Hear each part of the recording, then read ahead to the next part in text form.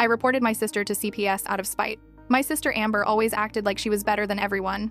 She got the good job, the nice apartment, the perfect life, while I was stuck working at a gas station. But here's the thing, she had 2 kids, Owen who's 6 and Isla who's 4, and she treated them like accessories. They were always dirty, always hungry, always wearing the same clothes 3 days in a row. I didn't care though. Not my kids, not my problem. Then last month she had the nerve to call me up and ask if I could babysit for the weekend. I said, yeah, whatever. She dropped them off Friday night with 1 bag between them. No extra clothes, no toothbrushes, $20 for food. The whole weekend those kids ate cereal because that's all I had. Owen told me they hadn't had dinner the night before because mom forgot to go grocery shopping. Isla's hair was so matted I couldn't even brush it. When I gave Owen a bath, the water turned brown. Sunday comes and Amber picks them up 4 hours late. Didn't even say sorry. Just grabbed them and left. 2 weeks later, she calls again. Needs another favor. Can I watch them Tuesday night? She's got plans. I said no. I was tired. I had my own stuff going on. She completely lost it on me. Started screaming about how I'm selfish, how I never help family, how I'm a terrible aunt. Said I was jealous of her life and that's why I'm always negative. Then she said the thing that really got me. She told me I'd never understand what it's like to be a real adult with real responsibilities. I hung up on her. I sat there on my couch for like 20 minutes just stewing. Then I remembered something Owen had said during that weekend. He told me sometimes mom locks them in their room when her boyfriend comes over. Said they have to be quiet or she gets mad. I grabbed my phone and Googled the CPS number. When the lady answered, I didn't even think about it. I just started talking. Told her everything.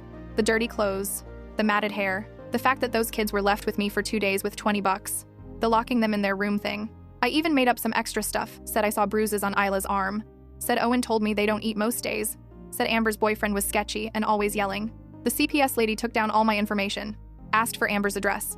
Asked for the kids' names and ages. Scheduled a home visit for Thursday afternoon. I hung up and immediately felt this weird rush. Like I'd actually done something. Wednesday night, Amber texted me asking if I wanted to come over for dinner this weekend. Like nothing ever happened. Like she didn't just rip me apart on the phone. I didn't respond. Thursday morning, I woke up and checked my phone. Nothing from her yet. I went to work, did my shift, came home. Around 3 p.m., I got a text from her. Did you call CPS on me? I didn't answer. She called me 6 times in a row. I let it ring. Then my mom called. Then my aunt. Then Amber again. I turned my phone off and sat on my couch. The appointment was supposed to be at 4. I imagined someone knocking on her door right now. Imagined her scrambling to clean up the apartment, to make the kids look presentable. My phone was still off when someone knocked on my door at 6 p.m. I looked through the peephole. It was Amber. She shoved a folder into my chest. Open it. Inside were medical records, hospital papers, all dated within the last 6 months. Owen's name was on every single one. Fractures, bruises, a concussion. My hands started shaking. You want to know why I really needed you to babysit? Amber said. Because I was at the police station filing reports about their father, about what he does when he has visitation. She grabbed my arm hard. And you just told CPS I'm the one abusing them. He gets custody now because of you. I couldn't breathe. The folder slipped from my hands and papers scattered across my apartment floor. Medical reports, police statements, photographs of Owen with a black eye, Isla with finger-shaped bruises on her arms. No, I said. No, that's not I didn't know. You didn't know because you never asked. Amber's voice was shaking. You just assumed. You saw dirty kids and decided I was a bad mother without ever wondering why. I bent down to pick up the papers. My hands were trembling so bad I could barely hold them. There was a restraining order application. Denied. A police report from March. Officer noted visible injuries on minor child but father claimed playground accident. Another from April. May. June. The dirt? Amber said. That's because their father lives in a house with no running water half the time. The matted hair? Because he doesn't brush it and when they come home I have to spend hours working out the knots while they scream. The same clothes 3 days in a row? Because he sends them back in whatever trash he has lying around and I have to wash everything immediately. I looked up at her. Why didn't you tell me? When? When you roll your eyes every time I call? When you make it clear you think I'm a screw-up? When you couldn't even be bothered to watch them for one Tuesday night? She was crying now. Actually crying. I'd never seen Amber cry. That Tuesday I needed you? I had a meeting with a lawyer. A good one. Someone who was going to take my case pro bono because of how bad the abuse was. But I missed it because you said no and I couldn't find anyone else. My phone was still off. I turned it back on. 17 missed calls. 12 voicemails. Texts from my mom, my aunt, numbers I didn't recognize. The most recent text was from Amber's boyfriend. The one I'd told CPS was sketchy and always yelling. Court tomorrow 9 a.m. I'll pick you up at 8. We'll get through this. That's Bryce, Amber said, seeing my screen. He's a paralegal. He's been helping me document everything, building a case. And yeah, sometimes he raises his voice at me. When I'm having a breakdown because I just got Owen back from the hospital with another concussion that his father claimed was from falling off a bike. She grabbed her phone and pulled up a photo. It showed her, Bryce, and both kids at a park. Owen was smiling. Actually smiling. Isla was on Bryce's shoulders. That boyfriend I had over when I locked them in their room? We were having a meeting with a CPS agent. A real one. One who was on my side. The kids were in their room watching movies because we didn't want them to hear us talking about their father breaking Isla's arm. I felt sick. Amber, I'm sorry, I didn't. Save it. She started gathering the papers. CPS came today. They saw a single mother struggling financially. They saw kids who'd been left with relatives with minimal supplies. They saw my ex-husband's lawyer's statement about my instability and inability to provide proper care. What does that mean? Emergency hearing. Tomorrow morning. His lawyer's arguing for immediate custody transfer due to unsafe living conditions. She laughed, but it sounded wrong. You know what's funny? I was finally making progress. The detective assigned to our case was finally taking it seriously. We had enough for a protective order, maybe even criminal charges. She shoved the folder in her bag. Now I have to defend myself against neglect charges while he walks in looking like Father of the Year. His lawyer's going to bring up every report you made, every lie you told. I'll tell them I was wrong. I'll explain. You think they'll believe you? Amber's voice went flat. You filed a false report. You admitted to making things up.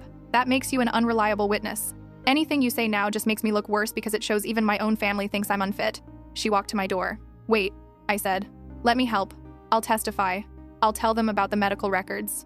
His lawyer will say I showed you fake documents to cover my tracks, or that I caused the injuries and blamed him. You already gave them the narrative. They're just going to follow it. The door slammed. I stood there in my apartment, surrounded by the papers she'd dropped. Picked one up. It was a elementary school counselor's note. Owen disclosed that, Daddy gets mad and hurts me, but I'm not supposed to tell. Bruising observed on upper arms consistent with grabbing. Mother notified. Recommended CPS welfare check. There were dozens of these. Teachers, doctors, coaches, all noting concerning injuries. All saying mother is cooperative and concerned. I pulled up my phone and looked at my call log. Found the CPS number. It rang 4 times. Child Protective Services. Hi. I called in a report on Thursday about Amber Peterson. I made a mistake. I need to recant the report. Hold, please. Elevator music. 3 minutes. Ma'am, this is Supervisor Hutchins. Your report has already been processed and is part of an active investigation. Are you saying the information you provided was false? Some of it, yes.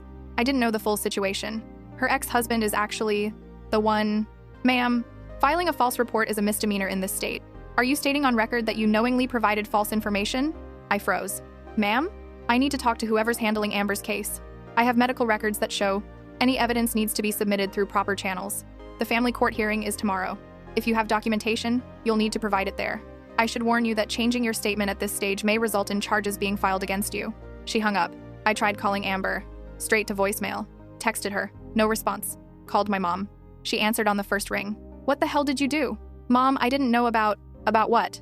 About your sister spending every penny she has on lawyers? About those kids coming home with injuries? About her sleeping in her car in the courthouse parking lot because she's so terrified of missing a filing deadline? She never told me any of that, because you made it clear you didn't want to know. Every time she tried to talk to you, you acted like she was bothering you. Like her problems were just her being dramatic. My mom's voice cracked. That Tuesday she called? The one where you said you were too busy?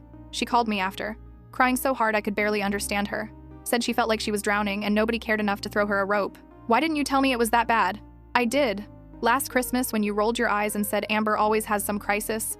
Last Easter, when you made that comment about her being unable to keep her life together, I told you she was dealing with something serious and you said she should get therapy. I remembered that. I'd said it while scrolling through my phone, not even looking up. Mom, she has court at 9 a.m. If you actually want to help, be there. Bring those medical records she showed you.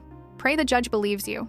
She hung up. I didn't sleep. Spent all night Googling family court procedures, false CPS reports, emergency custody hearings. Every article made it worse. Judges didn't like family drama. Recanted statements looked suspicious. Physical evidence from the reporting party could be dismissed as coached. At 6 a.m., I got in my car and drove to Amber's apartment. Her car wasn't there. Tried calling again. Voicemail. The courthouse opened at 8. I was there at 7:45, sitting in my car in the parking lot, watching people arrive. Lawyers in suits, families with kids, a guy who looked like he slept in his clothes. At 8:30, I saw Amber's car pull in. She got out with Bryce. She looked worse than yesterday. Eyes swollen. Same clothes. I got out of my car. Amber, she walked right past me. Please. I brought everything. The medical records you dropped.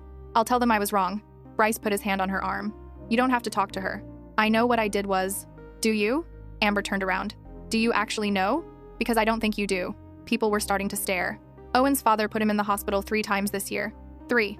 And every time, I had to smile and nod when the doctors asked their questions because if I accused him of anything without proof, his lawyer would say I was making false allegations. Do you know how hard it is to see your kid in a hospital bed with a concussion and have to act like it was just an accident? Her voice was getting louder. I documented everything. Every injury, every late pickup, every time he sent them home hungry or dirty or scared. I spent 2 years building a case that might actually work, and you destroyed it in one phone call. I'm sorry. Sorry doesn't help me in there. She pointed at the courthouse. Sorry doesn't make the judge forget that my own sister reported me for neglect. Sorry doesn't erase the fact that you told them I lock my kids in their room and don't feed them. The courthouse doors opened. People started filtering inside. Hearings in courtroom 3, Bryce said quietly. We should go. Amber looked at me one more time. If you actually want to help, sit in the gallery and don't say a word unless you're called. And if you are called, tell the truth. The actual truth, not whatever version you made up in your head. They walked inside. I followed at a distance. Courtroom 3 was small. Benches in the back for observers. A table on each side. The judge's bench up front. Amber and Bryce sat on the left. On the right was a man I recognized from Facebook photos. Trent, the father. He was wearing a nice suit. Hair combed. Clean-shaven. Next to him was a woman in an expensive-looking outfit. His lawyer. I sat in the back row. At exactly 9 a.m., a bailiff called out, "All rise." The Honorable Judge Patricia Carmichael presiding. Everyone stood. The judge came in. She was maybe 50, gray hair, reading glasses on a chain. Looked tired. Be seated. We're here for case number 2, 4FC 8847. Peterson versus Peterson. Emergency motion for custody modification. Trent's lawyer stood up. Your Honor, Lillian Marsh representing Trent Peterson. We filed an emergency motion based on evidence of neglectful conditions in the mother's home. We have documentation from Child Protective Services confirming reports of the children being left with inadequate supervision, insufficient food, and poor hygiene.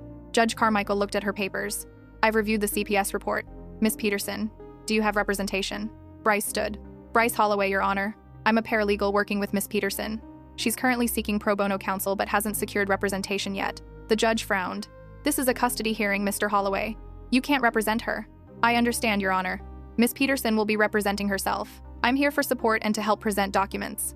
Very well. Miss Peterson, you understand you have the right to an attorney? Amber stood. Her hands were shaking. Yes, Your Honor. And you wish to proceed today? Yes, Your Honor. I need to respond to these allegations. Judge Carmichael nodded. Miss Marsh, present your evidence. Trent's lawyer pulled out a folder. Your Honor, on Thursday of last week, CPS received a credible report from the children's aunt regarding concerning conditions. The report states that during a weekend visit, the children arrived with insufficient supplies, appeared unwashed, and disclosed being locked in their room. She handed papers to the bailiff who gave them to the judge. The reporting party also observed bruising and was told by the children that they frequently go without meals. When CPS conducted a home visit, they found Miss Anyone Peterson's apartment to be cluttered and noted that she appeared defensive and hostile. That wasn't in my report. I never said she was hostile. Amber stood up. Your Honor, may I respond? Not yet, Miss Peterson. Miss Marsh, is there more? Yes, Your Honor. We also have records showing Miss Peterson's employment has been unstable. She's changed jobs 3 times in the past year. Her current income is barely above poverty level. Meanwhile, Mr. Peterson has a stable career in construction, owns his home, and has remarried to a woman who works as a pediatric nurse. She gestured to a woman sitting behind Trent. I hadn't noticed her before. The stepmother is prepared to provide full-time care. Mr. Peterson's home has been inspected and approved. We're asking for immediate custody transfer in the best interest of the children. Judge Carmichael wrote something down. Miss Peterson, your response? Amber's voice was barely above a whisper. Your Honor, everything in that CPS report is false. Speak up, please. The CPS report is false. Louder now. My sister filed it out of anger after an argument. The children weren't neglected in my care. They were coming back from their father's visitation. Trent's lawyer jumped in. Your Honor, Miss Peterson is now claiming family members are conspiring against her. This kind of paranoid behavior is exactly why we're concerned. I'm not paranoid, Amber said. I have evidence. Medical records showing injuries that occurred during Mr. Peterson's parenting time. She pulled out the folder. Bryce helped her organize papers. Your Honor, in the past 6 months alone, Owen has been to the emergency room 3 times. Isla twice. Every instance occurred within 24 hours of being with their father. Judge Carmichael held out her hand. Let me see those. The bailiff brought her the records. The courtroom was silent while she read.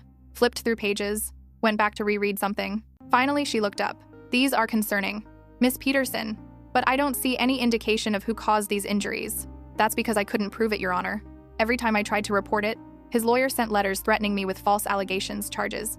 But if you look at the patterns aren't proof. Do you have any documentation where a medical professional states these injuries were non-accidental? Amber rifled through papers. There, this one. The nurse noted the bruising was consistent with grabbing.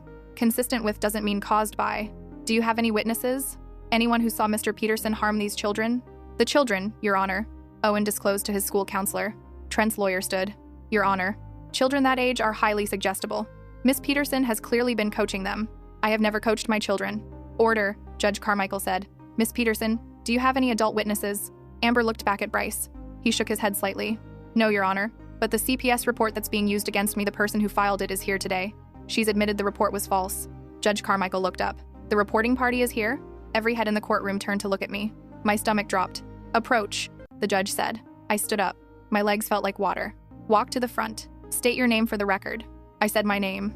It came out scratchy. You filed the CPS report regarding Miss Peterson? Yes, Your Honor. And you're now saying the information in that report was false? I looked at Amber. She was staring at me. Not angry. Not pleading.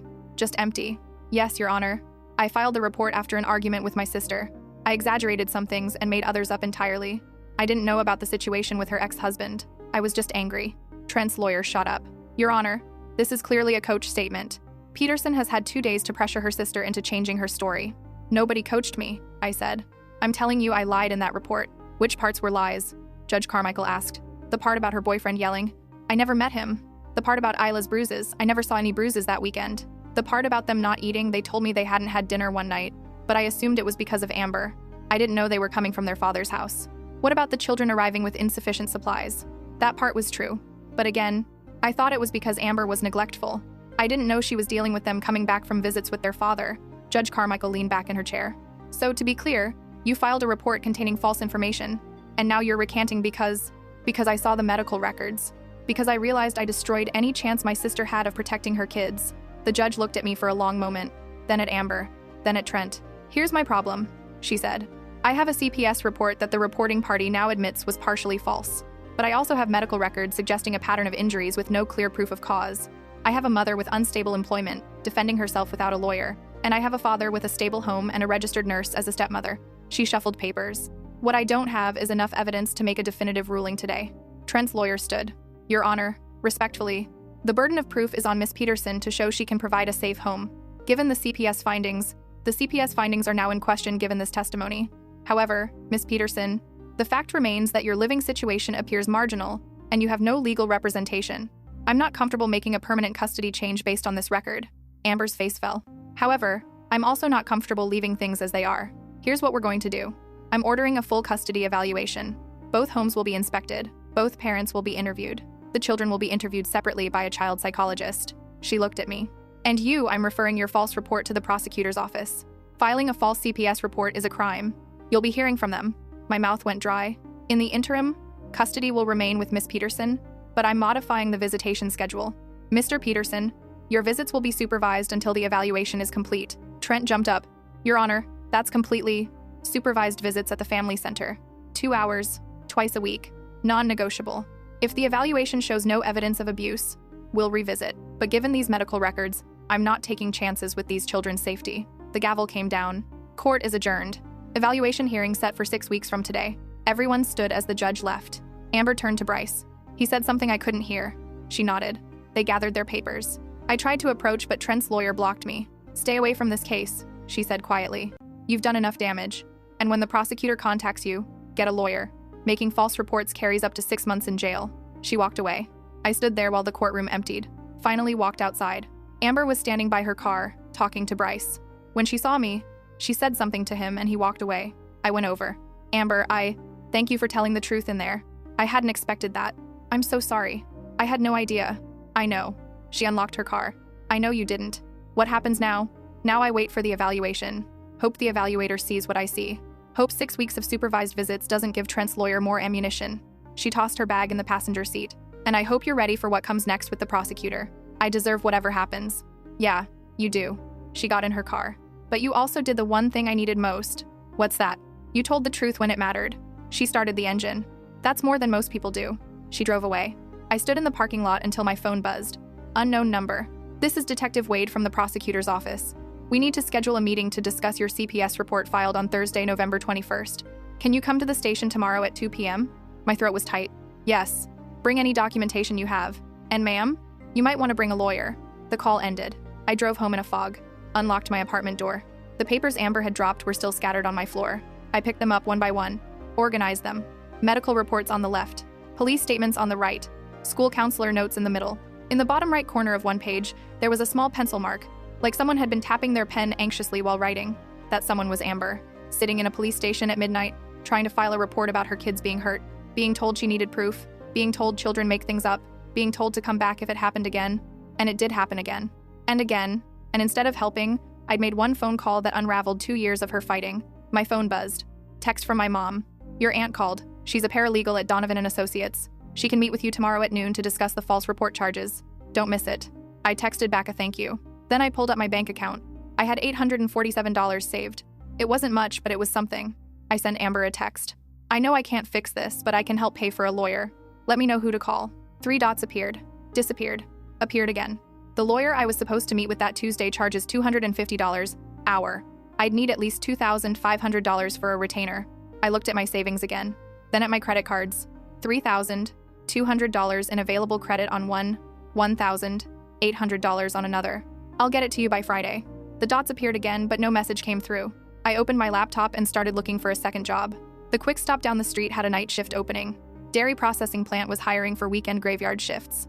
Applied to both. At 11 p.m. my aunt called. Your mother told me what happened. I know. I screwed up. That's putting it mildly. Papers rustled in the background. The false report charge is a misdemeanor, but it's no joke. First offense, you're looking at a fine, possibly probation, maybe community service. But if the prosecutor's in a bad mood, they could push for jail time. How much jail time? Up to 6 months. Unlikely for a first offense, but possible. I felt sick. Here's what we're going to do, my aunt continued. Tomorrow we meet. You tell me everything. And I mean everything. Then we figure out how to present this to the prosecutor in a way that shows you're taking responsibility but also explains why you did what you did. I did it because I was mad. That's not much of an explanation. It's more complicated than that, and you know it. We'll talk tomorrow. She hung up. I tried to sleep, but every time I closed my eyes, I saw Owen's face when he told me about being locked in his room. Heard Isla asking if I had any crackers because she was hungry. They weren't asking because Amber was neglectful. They were asking because their father didn't feed them and they were used to going without. At 3 a.m., I got up and made a list of everything I remembered from that weekend. Every little detail. Times they mentioned their dad, things they said, the way Owen flinched when I raised my voice to call them for dinner. I'd thought he was just being a difficult kid. The next morning, I went to my meeting with my aunt. Her office was in a strip mall between a nail salon and a tax preparation place. Small waiting room with motivational posters. She came out and led me to a conference room. Start from the beginning. I told her everything. The argument with Amber, the phone call to CPS, the lies I added to make the report sound worse, the medical records, the hearing. She took notes on a yellow legal pad. When I finished, she sat back. Okay, this is bad, but not impossible. What do I do? First, we're going to request a meeting with the prosecutor before they formally file charges. We'll bring documentation showing you immediately recanted when you learned the truth. We'll emphasize that you testified against your own interests in family court. Will that help? Maybe. Prosecutors have discretion. If we can show good faith and willingness to make amends, they might offer a plea deal. Reduce charges, probation, community service. What if they don't? Then we go to trial and argue that while what you did was wrong, you had no malicious intent toward the children. You were operating on incomplete information. It's not a great defense, but it's what we have. She pushed a retainer agreement across the table. $1,500 to start. If it goes to trial, we'll need more. I signed it. Used the credit card. Watched my available credit drop to $1,700. At 2 p.m., I was at the police station. Detective Wade met me in a small interview room. He was maybe 40, balding, wearing a shirt that had seen better days. Thanks for coming in. He opened a folder. I've read the report you filed and the transcript from yesterday's hearing. Walk me through why you made the call. I repeated what I'd told my aunt. The argument, the anger, the lies. You understand filing a false report is a crime? Yes. And you're admitting you deliberately included false information? My aunt had told me to be careful here. Admitting deliberate false statements made it harder to argue for leniency. I included information that I believed at the time but didn't verify. And I added some details that I thought were true based on what the kids said. But I realize now I misinterpreted. Which details specifically were misinterpreted versus deliberately false? This was the hard part. The boyfriend yelling, I never witnessed that. I assumed based on the kids saying they had to be quiet. The bruising on Isla, I thought I saw a mark on her arm, but now I think it was just dirt. The not feeding them regularly, they told me they hadn't had dinner one night, so I extrapolated that into a pattern. Detective Wade wrote something down. What about locking them in their room? Owen said they had to stay in their room when Mom had someone over. I interpreted that as being locked in. I don't actually know if the door was locked. So you made assumptions? Yes. Based on incomplete information? Yes. And you reported those assumptions to CPS as facts. I swallowed. Yes. He closed the folder. Here's my problem. False reports waste resources. CPS has limited staff and too many real cases. When someone files a bogus report, it takes time away from kids who actually need help. I understand. Do you? Because we get these calls all the time. Angry relatives, vindictive exes, people using CPS as a weapon. And every one of those calls means a real case might get delayed. My face felt hot. That said, he continued, you did recant as soon as you realized your mistake, and you testified in family court against your own interests. That counts for something. He pulled out another paper. The prosecutor's willing to offer a deal. You plead guilty to filing a false report, misdemeanor. You get probation for 6 months, 50 hours community service, and a $500 fine. You complete an anger management course and write a formal apology to CPS and the family court. That's it? No jail? That's it. But if you violate probation in any way, miss a community service hour, fail to complete the course, get arrested for anything the deal's off, and you're looking at the full sentence. I'll take it. Think about it overnight. Talk to your lawyer. If you accept, we'll schedule an arraignment for next week. He stood up. Interview over. I left the station and sat in my car. Called my aunt. Take the deal, she said immediately. They're being generous. Probably because you cooperated and the judge mentioned it in her order. Okay, I'll call tomorrow and confirm acceptance. In the meantime, stay out of trouble. Don't contact Amber or anyone involved in the case unless they contact you first. I drove home. On the way, I stopped at the quick stop and asked about the night shift job. Manager said he'd call me by Friday. Thursday morning, my phone rang. Unknown number. This is Lillian Marsh, Mr. Peterson's attorney. We need to discuss your testimony. My stomach dropped. What about it? You admitted to filing a false report. That makes you an unreliable witness. I'm filing a motion to have your entire testimony stricken from the record. I told the truth in court. You told one version, then another. How do we know which one's actually true? For all anyone knows, Amber did show you fabricated medical records and you're now covering for her. That's not what happened. Prove it. Oh wait, you can't. Because you've already admitted to lying. She sounded pleased. The evaluation hearing is in 6 weeks. I'll be arguing that your recantation should be ignored and the original CPS findings should stand. Judge Carmichael ordered supervised visitation, based partially on your testimony. If that's thrown out, we'll request modification of the order. She hung up. I immediately called Bryce. Got voicemail. Left a message about the lawyer's call. He called back 20 minutes later. Yeah, we expected that. Marsh is going to throw everything at the wall and see what sticks. But here's the thing, even if your testimony gets stricken, the medical records still exist. The judge saw those independently. So it doesn't matter? It matters, but it's not fatal. The bigger problem is that we need the evaluation to go well. If the evaluator finds any problems with Amber's home or parenting, Trent's lawyer will use it to argue for custody change. What kind of problems? Anything. Messy apartment, not enough food in the fridge. Amber seems too stressed. The kids seem too anxious. Evaluators have a lot of discretion. When does it happen? 2 weeks. Home visit next Thursday. Then interviews with Amber and Trent. Then interviews with the kids. After he hung up, I Googled custody evaluations. Found forums full of parents panicking about them. Some said evaluators were fair. Others said they'd lost custody because the evaluator didn't like them. One post said, "They came to my house and opened my fridge. Saw I didn't have fresh vegetables. Put in the report that I fed my kids a poor diet. I lost custody over a fridge check." I texted Amber. Bryce told me about the evaluation. Let me know if you need help preparing. She responded an hour later. I need my apartment deep cleaned, walls painted, and about $500 worth of groceries including fresh produce and organic milk. Think you can spare that? I could hear the bitterness through the text. Yes. When and where? No response for 3 hours. Then, Saturday, 10 a.m. Bring cleaning supplies and paint. Bryce is getting the groceries. Saturday morning, I showed up with 2 buckets, sponges, all-purpose cleaner, a paint roller set, and 2 gallons of off-white paint. Amber's apartment was small. 1 bedroom for her, 1 for the kids, living room, tiny kitchen, bathroom with a cracked tile. It wasn't dirty exactly, just worn down. Scuff marks on walls, stains on the carpet, cabinet doors that didn't quite close right. Bryce was already there, unpacking groceries. Amber was in the kids' room, folding clothes. Start with the living room, she said without looking at me. Paint over the scuffs. Don't use too much or it'll drip. I spent 4 hours painting. Bryce cleaned the kitchen. Amber organized every closet and drawer in the apartment. By 2 p.m., the place looked different. Not perfect, but better. Like someone cared. Amber made sandwiches. We ate in silence. Where are Owen and Isla? I asked. With my mom? They're staying there until after the evaluation. Why? Because if they're here, the evaluator might interview them on the spot. Kids say things that sound bad out of context. Better if the formal interview happens in a controlled setting. Bryce nodded. The less variables, the better. After lunch, Amber walked me to my car. Thank you for helping today. It's the least I can do. It literally is. Her voice was flat. The absolute minimum.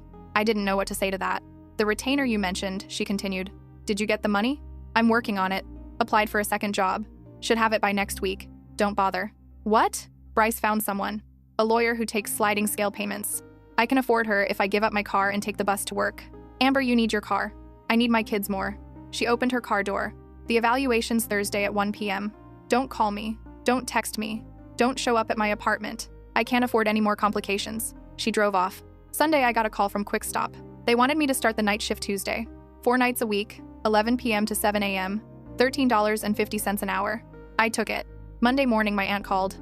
Prosecutor accepted your agreement to the deal. Arraignment is Wednesday at 9 a.m. Wear something nice. Don't be late. Wednesday, I wore the only button-down shirt I owned and showed up at 8:45. The courthouse was different from the family court building. Bigger. More security. I found the right courtroom. Sat in the back. At 9:15, they called my name. I stood in front of the judge. Different judge. Older man. Looked bored. The prosecutor read out the charges and the plea agreement. Asked if I understood. Yes. And you're pleading guilty to filing a false police report? Yes. You understand this will be on your record? Yes. He signed some papers. Probation for 6 months. 50 hours community service. $500 fine due within 30 days. Anger management course to be completed within 4 months. Don't violate probation. Don't get arrested. Don't even get a parking ticket. Understood? Yes, Your Honor. Dismissed. That was it. 30 seconds and I was a criminal. I paid the fine at a window in the lobby. Credit card again. Down to $1,200 available. Started my night shift at Quick Stop that evening. Spent 8 hours restocking shelves, cleaning the bathroom, and serving coffee to truck drivers and insomniacs. Got home at 7:30 a.m. Slept until 2 p.m. Woke up to a text from my mom. Amber's evaluation is today. Praying it goes well. I wanted to text Amber. Ask how it went, but she told me not to contact her. So I sat on my couch and waited. Thursday night, I got a text from Bryce. Evaluation happened. Evaluator spent 2 hours at the apartment. Interviewed Amber for 90 minutes. Going to Trent's house tomorrow. How did it go? Hard to tell.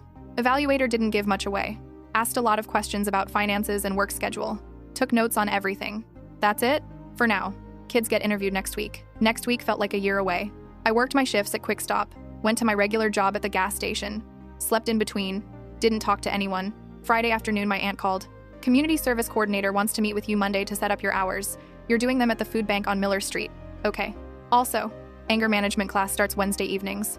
6 weeks, once a week. $40 per session. Another $240 I didn't have. Put it on the credit card. Monday, I met with the community service coordinator. Woman named Patrice, probably 60. Gray hair and a bun. You'll work Tuesday and Thursday evenings, 5 to 8. We sort donations, pack food boxes, clean the warehouse. Miss a shift? You answer to your probation officer. Understand? Yes, ma'am. Good. See you Tuesday. Tuesday, I showed up at 4:55. Patrice put me on donation sorting. 3 hours of checking expiration dates and organizing cans. Another volunteer, college kid named Marcus, asked what I was there for. Court ordered. Yeah, me too. DUI. You? False police report. He whistled. That's rough. Who'd you report? My sister. He didn't ask any more questions. Thursday was Owen and Isla's interview with the child psychologist. Bryce texted me an update around 6 p.m. Done. Can't say much. Evaluator won't share details until the report is finished. How did the kids seem? Amber said Owen was quiet. Isla talked a lot. That's all I know. 2 more weeks until the report was due. 2 weeks until the hearing. I worked. Slept. Worked more. Wednesday night, I went to the first anger management class. It was in the basement of a community center. Circle of chairs. 10 people. Counselor named Rita, who wore too much perfume. Welcome. Let's go around and share why we're here. Guy in a Carhartt jacket. Punched my landlord. Woman in yoga pants. Threw a phone at my boyfriend. When it got to me. Filed a false police report about my sister out of anger. Rita nodded like this was totally normal. And what did we learn? That anger has consequences. Good. That's what we're all here to learn. The class was basic. Breathing techniques, counting to 10, recognizing triggers, stuff I could have Googled, but I went to all 6 sessions because missing one meant jail. Week 3 of waiting.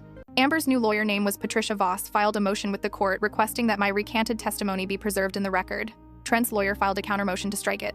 Bryce sent me copies of both. Voss's motion argued that I had corrected false information as soon as I learned the truth, demonstrating good faith. Marcia's counter argued that I was an unreliable witness who'd already admitted to lying. The judge would rule at the evaluation hearing. Week 4. The evaluation report was submitted to the court. Neither side got to see it until the hearing. Bryce texted, "Report's in. Hearing's Friday at 10 a.m. I asked my gas station manager for the morning off. He said fine, but I'd need to make up the hours over the weekend. Friday morning, I put on the same button-down shirt and drove to family court. The same courtroom, the The same judge, the same setup, Amber and Bryce on the left, Trent and Marsh on the right. But this time, there were more people. A woman in a blazer sitting behind Trent. Must be the new wife. My mom in the back row. My aunt next to her. I sat 2 rows behind Amber.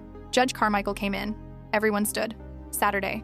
We're here for the evaluation hearing in Peterson versus Peterson. I've reviewed Dr. Gaines's custody evaluation report. Copies have been provided to both parties. Miss Marsh, anything to add before we begin? Yes, Your Honor. We're renewing our motion to strike the testimony from the previous hearing. The reporting party admitted to filing false statements. Motion denied. I've already considered that issue. The testimony remains in the record with appropriate weight given to the circumstances. Marsh sat down, looked annoyed. Dr. Gaines, you may proceed.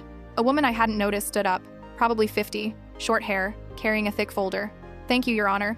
I conducted home visits with both parents, individual interviews with Mr. and Miss Peterson, and separate interviews with Owen, age 6, and Isla, age 4. She opened her folder. Miss Peterson's home was adequate. Small but clean. Age-appropriate toys and books. Sufficient food including fresh produce. Children's bedroom was organized with each child having their own bed and storage space. She flipped a page. Miss Peterson presented as stressed but engaged. She was able to articulate a clear routine for the children, including mealtimes, bedtimes, and school preparation. She acknowledged financial struggles but demonstrated resourcefulness in managing her budget. Another page.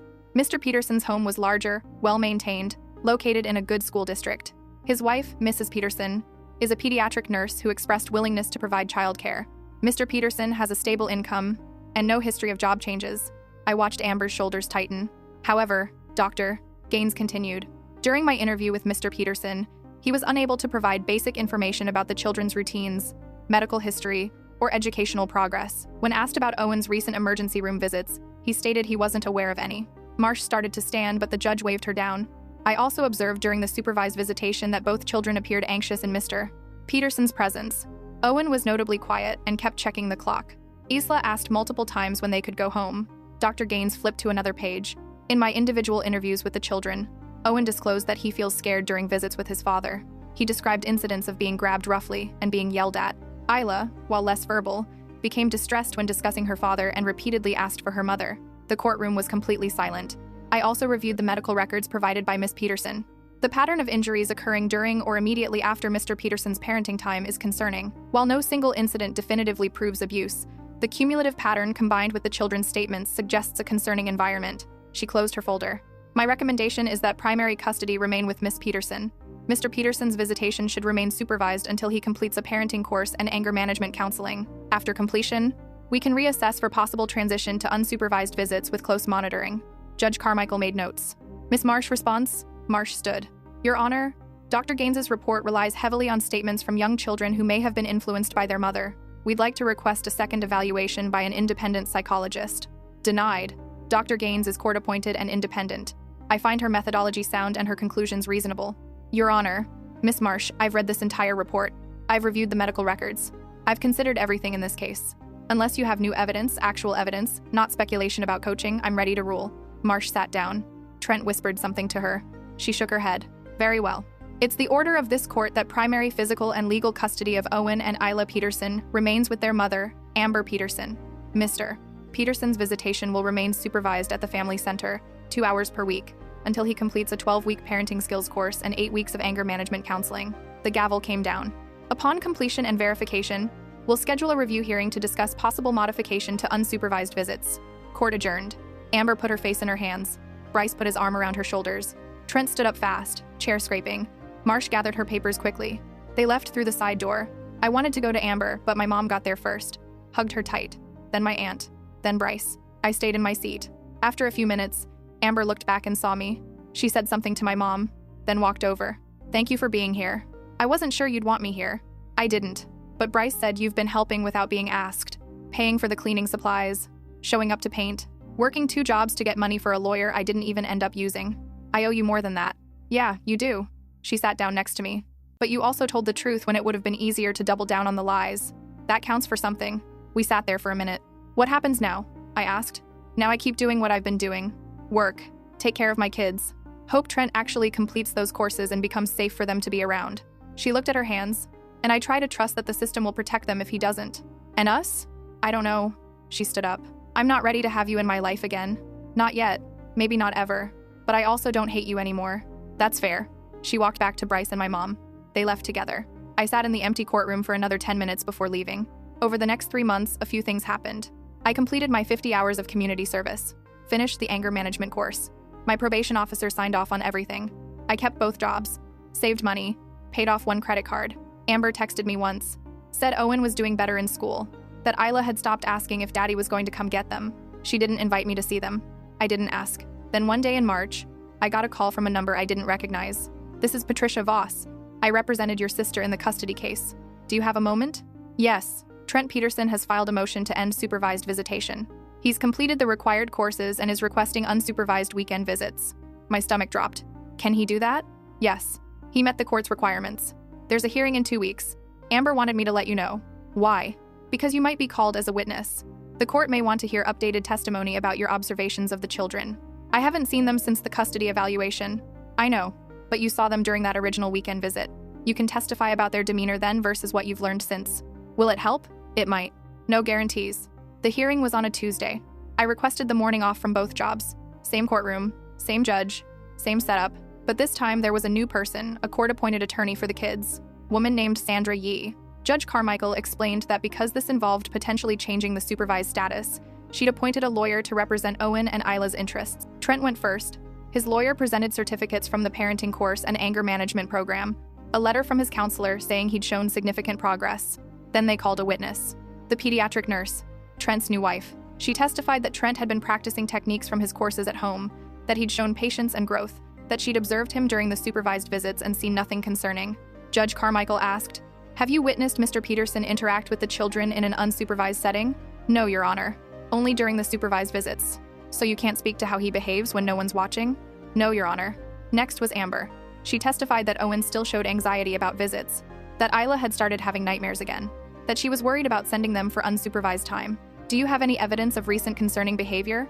the judge asked. "No, Your Honor. But the absence of new injuries doesn't mean—" "Miss Peterson, I can only rule on evidence, not fears. Unless you have something concrete?" Amber looked at Bryce. He shook his head slightly. "No, Your Honor." Then the kid's lawyer spoke. "Your Honor, I've met with both children. Owen, now 7, expressed clear reluctance about unsupervised visits. He said he feels safer when the supervisors are present. Isla, now 5, was less verbal but showed signs of distress when discussing her father. Children often feel anxious about change," Marsh countered. "That doesn't mean the father is unsafe. Perhaps. But given the history is exactly why Mr. Peterson completed the court-ordered programs. He's done everything asked of him." Judge Carmichael looked at her notes for a long time. "Here's my dilemma. Mr. Peterson has complied with every requirement I set. He's completed his courses. His counselor vouches for him.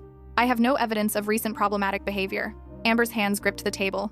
"However, I also have 2 young children expressing ongoing fear, a documented pattern of injuries, and a relatively short period of supervised contact, only 4 months." She set down her pen. "I'm going to split the difference. Mr. Peterson, you'll have unsupervised daytime visits. 4 hours, twice a week. But no overnights. Not yet. After 6 months of successful daytime visits with no incidents, we'll revisit the overnight question." Marsh started to object, but the judge held up her hand. "That's my ruling. You can appeal if you'd like, but that's where I am. The children need time to rebuild trust, and trust doesn't happen on the court's timeline." Gavel down. Amber looked like she was about to cry. Outside the courthouse, she stood by her car with Bryce. I approached carefully. "I'm sorry. I thought the judge would keep them supervised longer." "It's not your fault." She wiped her eyes. "At least it's not overnights. Is there anything I can do?" She thought about it. "Actually, yes. The visits are Tuesday and Thursday afternoons. I work until 5 on those days. Could you pick the kids up from the family center after their visits and bring them home? You trust me to do that?" "I trust you more than I trust him. And someone needs to check in with them right after they see him. Ask how it went. Make sure they're okay." "I'll do it." The next Tuesday, I picked up Owen and Isla from the family center at 3 p.m. They were sitting on a bench in the lobby, backpacks beside them. Owen saw me first. "Aunt Clara? Hey, your mom asked me to pick you up." Isla looked suspicious. "Where's Mommy?" "At work. She'll be home at 5:30. I'm going to hang out with you guys until then." We drove to Amber's apartment. I let us in with the keys she'd given me. "How was the visit?" I asked while getting them snacks. Owen shrugged. "Fine." "Just fine?" "Dad's new house is big. They have a pool, but it's still too cold to swim." Isla climbed onto a kitchen chair. "The lady there is nice. She gave us juice boxes." "What did you guys do?" "Played games. Dad let me win at Uno." Owen's voice was flat. "Did you have fun?" He looked at his sister. "It was okay." Over the next few weeks, I picked them up every Tuesday and Thursday.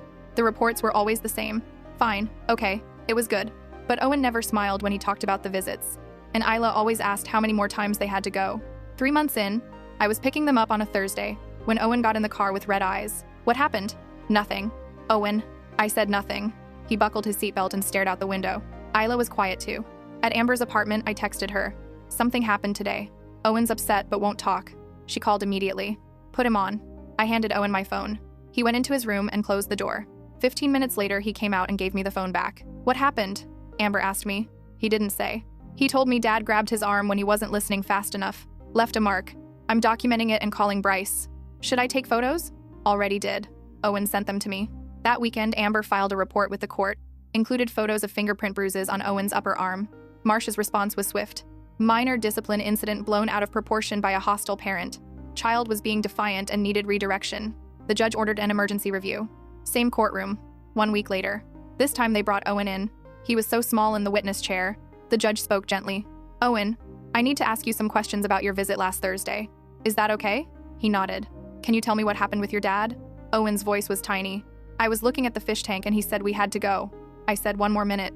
He grabbed my arm and pulled me away. Did it hurt? Yes. Did he say anything? He said I needed to listen the first time. Has he grabbed you like that before? Owen looked at his mom. She nodded. Sometimes. When I'm not fast enough. Thank you, Owen. You can go sit with your mom now. After Owen left the stand, the judge looked at Trent. Mr. Peterson, I understand children need discipline, but grabbing hard enough to leave bruises crosses a line. Your Honor, I barely touched him. There are photos, medical documentation. This isn't barely touching. Marsh stood. Your Honor, a parent has the right to physically guide their child. Not like this. Not in a way that leaves marks. The judge's voice was sharp. I gave you a chance, Mr. Peterson. You completed your courses. I modified the supervision requirements. And the first thing you do is grab your child hard enough to bruise him.